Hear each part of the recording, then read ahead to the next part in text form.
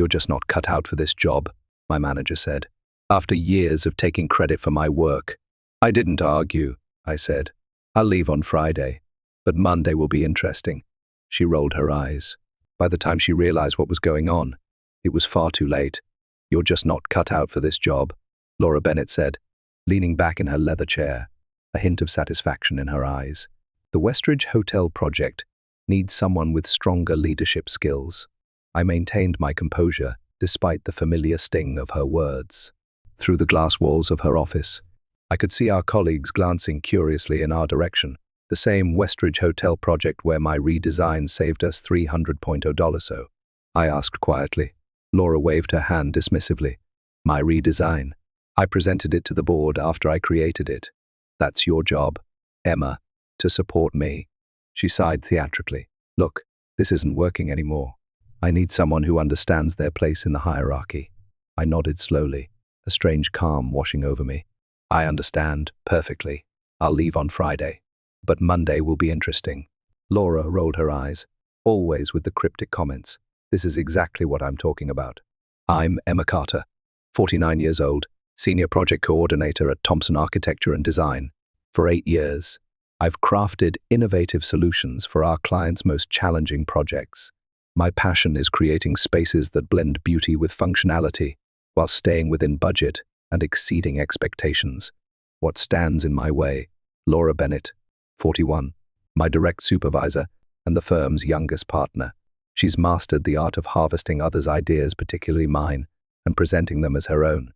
Her quick rise through the ranks was built on stolen concepts and misappropriated credit. And now, she wants me gone. After years of taking credit for my work, she's decided I'm expendable. Perhaps I've become too vocal about recognition. Perhaps she senses that others are starting to notice the pattern. Whatever her reasons, she's made her move. As I walked back to my desk, I passed the wall of project photos in the main hallway, the Westridge Hotel, the Pinterest Community Center, the Lakeview Towers, all projects I'd poured my heart into, all bearing plaques with Laura's name as lead designer. My phone buzzed with a text from Michael, one of our senior architects. "How'd the meeting go?" Laura looked smug as expected. I replied, "She's pushing me out. That's insane. Your coastal restoration project just won an award." "A coastal restoration project, according to the press release," I responded. I settled at my desk, unlocking my drawer to retrieve the external hard drive containing copies of all my original designs, email chains, and documentation insurance I'd begun collecting months ago when Laura's behavior shifted from merely taking credit to actively minimizing my contributions. My desk phone rang. Our receptionist's extension. "Emma, there's someone from Bennett & Cole in the lobby, asking for you. Says it's about the consultation you did for them." I froze. I'd never done any work for Bennett & Cole, our biggest competitor. "I'll be right down." As I rode the elevator, a sinking feeling settled in my stomach. This wasn't just about Laura taking credit anymore. Something else was happening, something worse than I'd realized. I've spent 27 years in architecture and design, starting as a drafting assistant in New York. I worked my way through increasingly complex projects while raising my daughter as a single mother. My portfolio expanded from residential renovations to commercial complexes, to the sustainable public spaces that became my specialty. 8 years ago, Thompson Architecture and Design recruited me from a smaller firm in Philadelphia, promising a leadership position, creative freedom, and the resources to pursue innovative, sustainable design. For the first 4 years, under our previous creative director, I thrived. My coastal restoration project, a series of community spaces built with reclaimed materials that could withstand severe weather events, became the firm's calling card. Then Laura arrived. Originally hired as a project manager, she quickly aligned herself with our aging founder, Charles Thompson. Her approach was calculated. Lavish compliments, strategic lunches, weekend invitations to her Catskills cabin. Within 18 months, she'd secured a partnership, the youngest in the firm's history. Initially, I admired Laura's ambition. Her presentations were polished, her client interactions smooth. She seemed genuinely enthusiastic about my designs, often stopping by my desk to discuss concepts. I interpreted her interest as mentorship, perhaps even friendship. The warning signs appeared gradually. First came the collaborative presentations where my contributions went unmentioned. Then projects I'd initiated were suddenly reassigned, with Laura overseeing them directly. In meetings, she began interrupting me, or rephrasing my ideas as her own. Emma had an interesting starting point, she would say, but I refined it into something more practical. Charles, nearing retirement and increasingly disengaged, seemed charmed by Laura's confidence. Other partners, mostly men over 60, responded similarly to her carefully cultivated image of competence, combined with just enough deference to their experience. My colleagues noticed the pattern. Michael, from the architectural team, once whispered, "Did she seriously just present your riverfront concept as her breakthrough idea?" Our receptionist, Lisa, started marking my original designs with timestamps before filing them, giving me silent nods of support. I persevered, believing my work would eventually speak for itself. When we won the Regional Design Excellence Award for the Coastal Project, I anticipated acknowledgement. Instead, Laura accepted the award alone, her speech excluding any mention of my contribution. That night, I began backing up my work, saving emails, and documenting my design process with dated entries, not for confrontation, as I still hoped things would improve naturally, but for peace of mind. Looking back, I was naive. Laura wasn't just an opportunist, she was systematic. Each appropriated design, each stolen concept, was a deliberate step in her career advancement. I had unintentionally become both her greatest resource and her largest threat. Our relationship had settled into an uneasy pattern, her taking credit, me producing more work, increasingly resentful but conflict-averse, until yesterday, when she requested my complete portfolio files for archival purposes. Something about her expression, a mixture of entitlement and calculation, finally triggered my suspicions. In the lobby, a well-dressed man in his 50s extended his hand. "Miss Carter, Robert Hayes from Bennett & Cole. Thank you for meeting with me. There must be some misunderstanding," I said carefully. "I've never consulted for your firm." His brow furrowed. "That's strange. We have preliminary designs for our Portland waterfront project that were attributed to you. Laura Bennett shared them last month, said you'd provided consultation." My stomach dropped. The Portland waterfront, a $50 million revitalization project that would transform the city's harbor district. I'd sketched concepts for it after hours, purely as a creative exercise, never intending to share them officially. "May I see these designs?"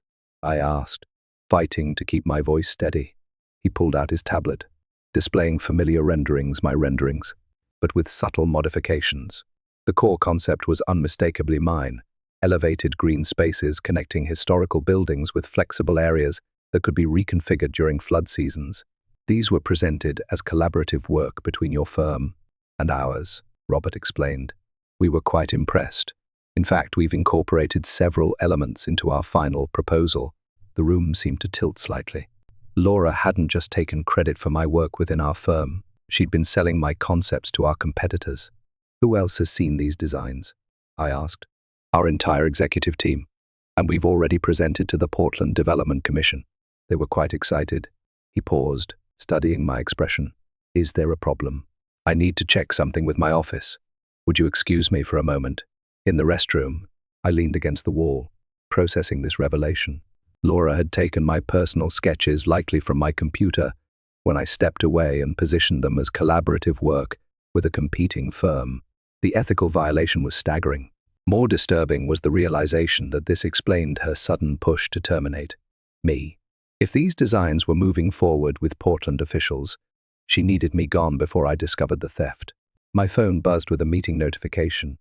"All staff, special announcement, 3 p.m. today."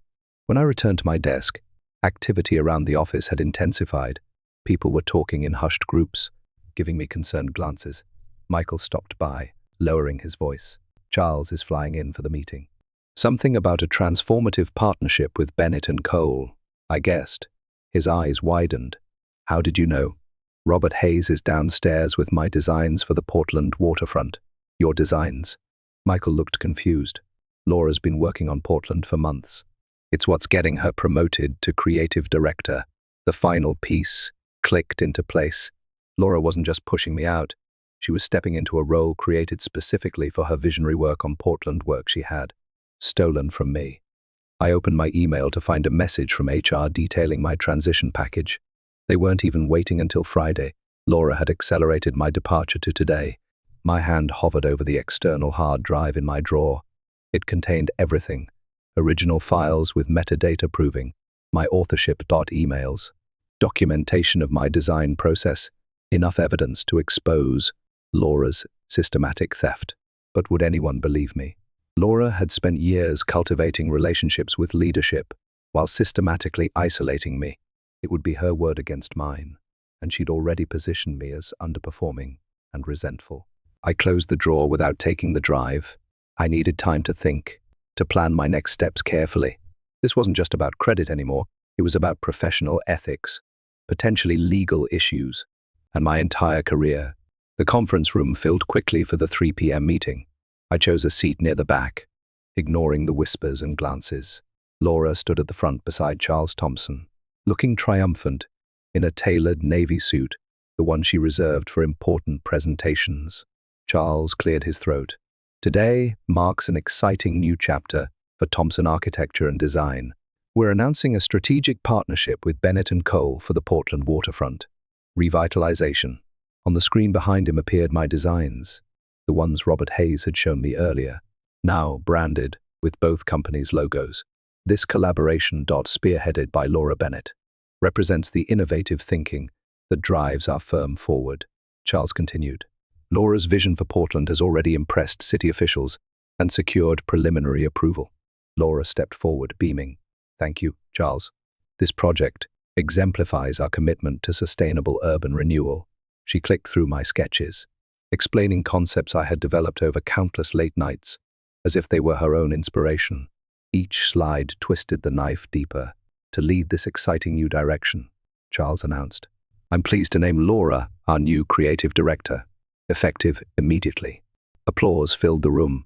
Laura accepted the promotion with practiced humility, thanking Charles for his mentorship.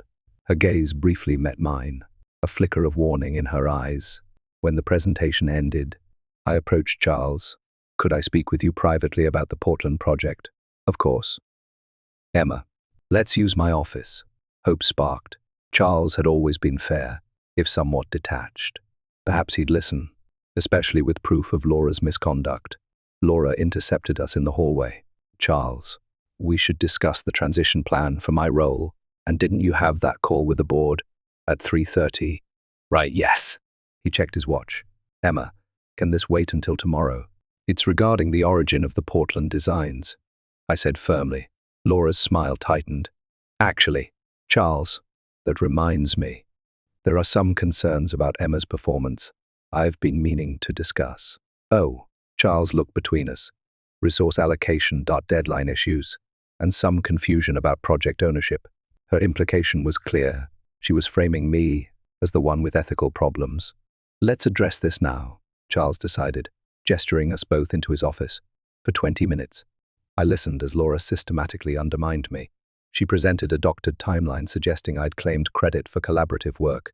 She referenced performance issues that had never appeared in my reviews. Worst of all, she implied I'd accessed her computer and copied her Portland concepts. That's completely untrue. I finally interrupted. I have proof that, Emma. Charles sighed. This isn't productive. Laura has documented her concerns thoroughly.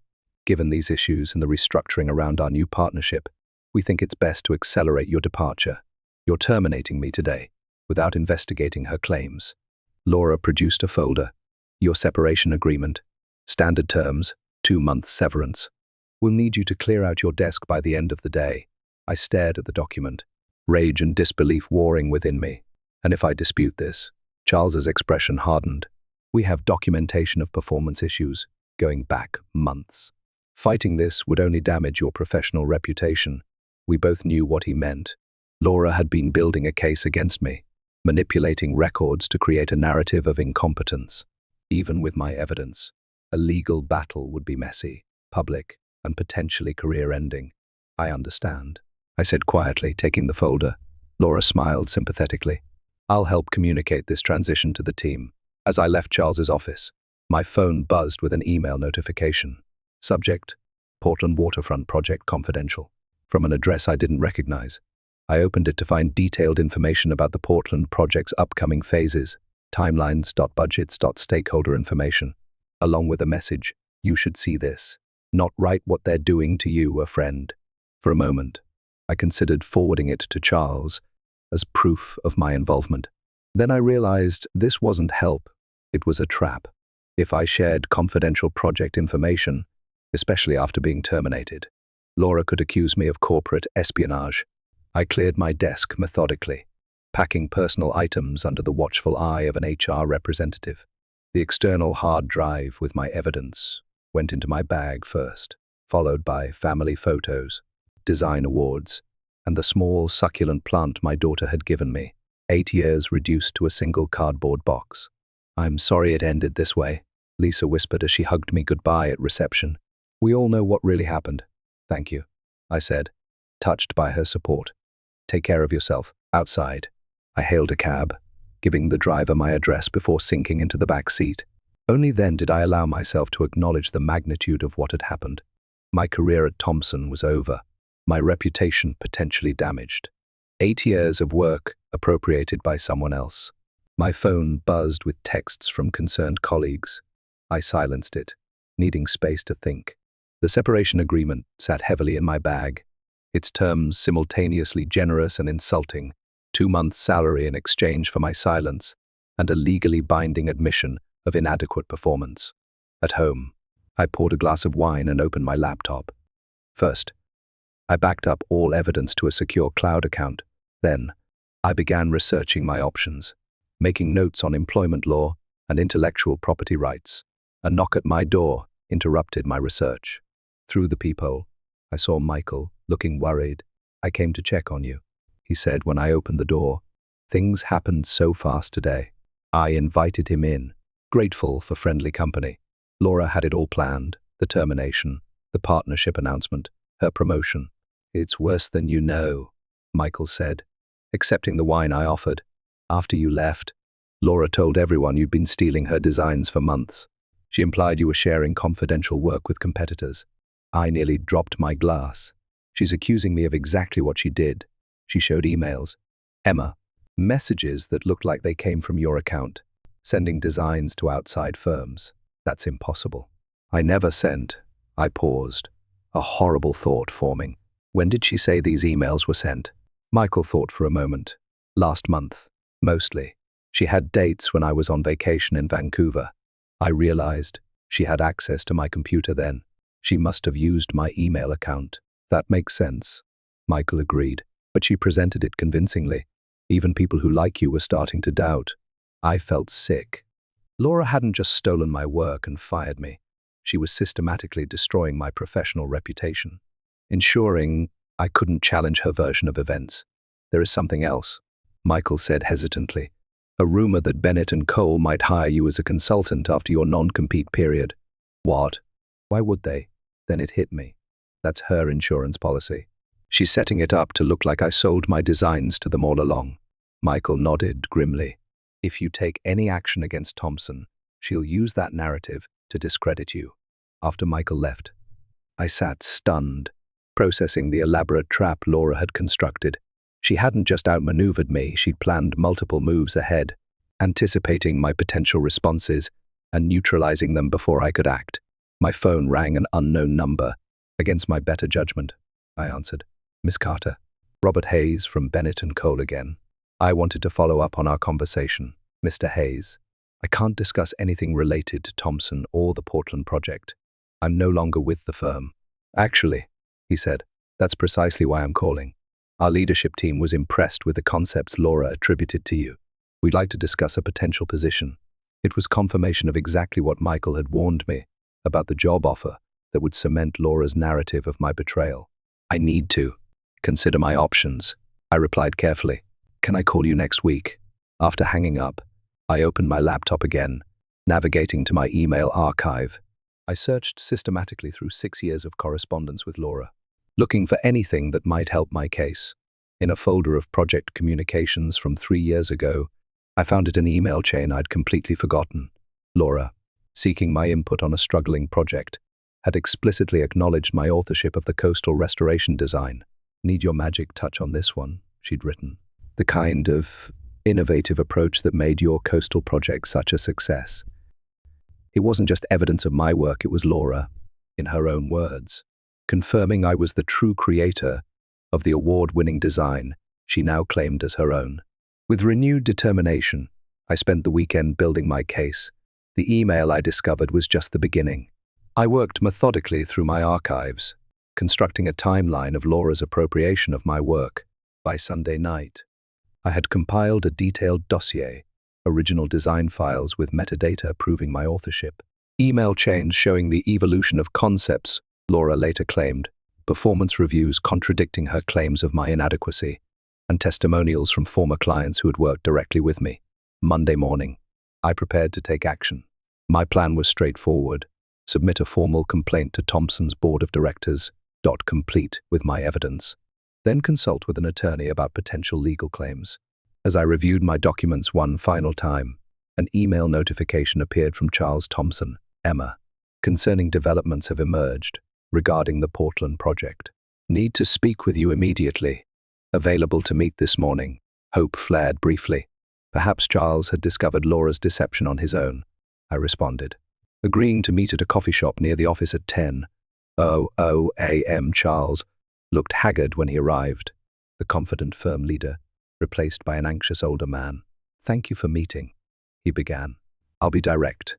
After our announcement, Portland officials requested additional background on the design concepts. They were impressed with the innovation and wanted to feature the designer's process in their public relations materials. I waited, sensing what was coming. Laura couldn't answer their technical questions," he continued. When pressed, she became evasive.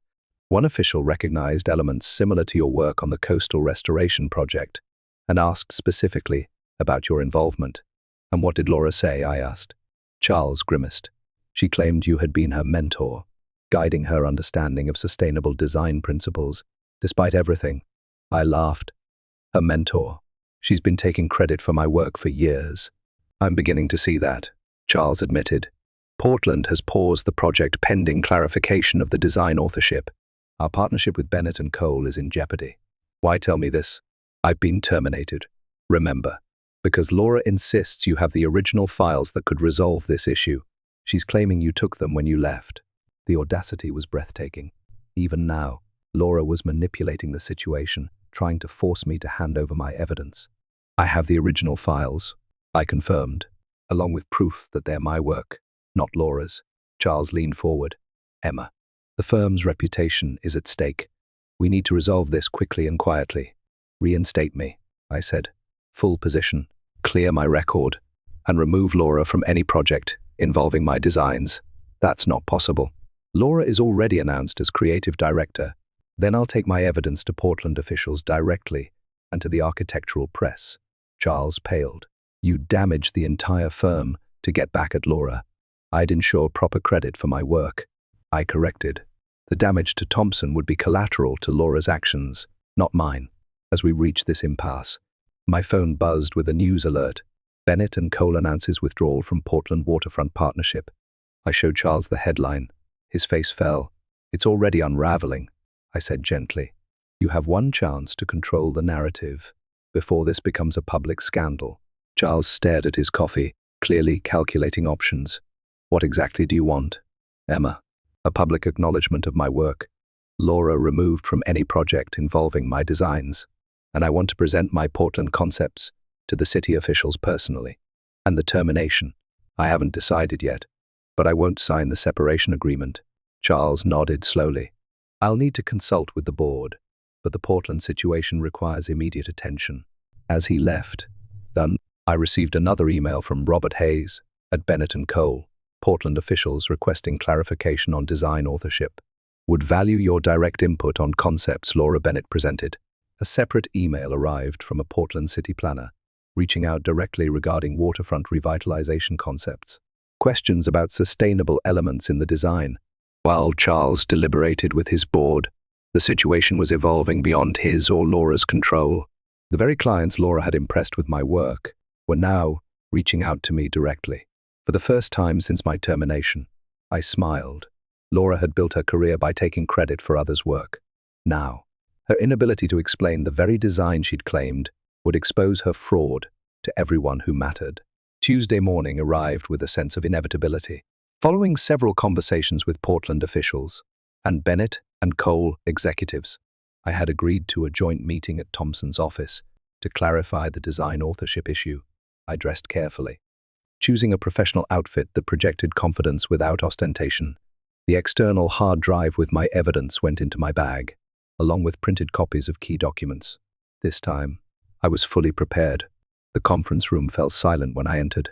Charles sat at the head of the table, flanked by 2 board members. Representatives from Portland and Bennett and Cole filled one side. Laura sat alone on the other, her usual poise replaced by tense vigilance. "Thank you all for coming," Charles began. "We're here to address questions regarding the Portland waterfront project designs." Laura immediately took control. "I'd like to start by expressing my disappointment that confusion has arisen about my work. While Emma contributed some initial feedback, the concepts were actually, I interrupted, connecting my laptop to the projector. "I think it's better if I demonstrate." For the next 20 minutes, I methodically presented my evidence, original design files with timestamps predating Laura's creation by months, process documentation showing the evolution of concepts, and, most devastatingly, emails where Laura herself acknowledged my authorship of various elements. "As you can see," I concluded, "these designs represent my work, developed independently and without authorization from Thompson after Laura took my previous coastal restoration project concepts without attribution." The Portland officials exchanged glances. "These are precisely the technical details we've been requesting," one said pointedly to Laura. "Details you weren't able to provide. This is absurd," Laura protested, her voice rising. "She's manipulated those timestamps. She's trying to sabotage me because she's jealous of my promotion." "Actually," said the Bennett and Cole representative, "our technical team has verified the metadata. These are unquestionably the original files. Furthermore," added Charles quietly, "our IT department has confirmed unauthorized access to Emma's computer during her vacation last month." Laura's face drained of color as she realized her carefully constructed narrative was collapsing. "Charles, you can't possibly believe Laura," he interrupted firmly. "I think it's time for you to leave." Laura's downfall was swift and comprehensive. Escorted from the building that afternoon, she left behind a trail of fabrications that unraveled with remarkable speed once people started asking the right questions. The board meeting that followed was equally decisive. Charles, fighting to salvage the firm's reputation, announced my reinstatement with a promotion to creative director. The Portland officials, impressed by my original concepts and detailed knowledge, requested I personally lead the waterfront project moving forward.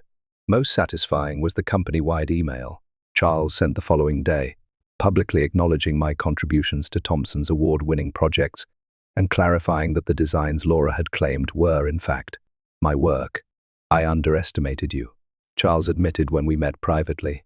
"I should have listened when you tried to tell me what was happening." "Yes, you should have," I agreed, not willing to absolve him too easily. 8 years of my work was attributed to someone else, while you looked the other way." His chastened expression confirmed he understood the magnitude of his failure. 1 month later, I stood before the Portland Development Commission, presenting my refined vision for their waterfront. The project was back on track, with both Thompson and Bennett and Cole collaborating under my direction, a partnership that now acknowledged all contributors properly. Laura, meanwhile, had become a cautionary tale in our industry, after 3 other designers came forward with similar stories of appropriated work. Her reputation was in tatters. Last I heard, she had left architecture entirely. As for me, my career entered a new phase. The spotlight I'd avoided for years now felt less intimidating. I established clear protocols for design attribution at Thompson, mentored younger staff, and finally received the recognition my work deserved. Was it worth it? My daughter asked over dinner, celebrating my first major project launch as creative director. All those years of someone else taking credit, I considered the question, remembering Laura's dismissive words that fateful day, "You're just not cut out for this job." No, I replied with a smile. But the vindication at the end, that was definitely worth waiting for.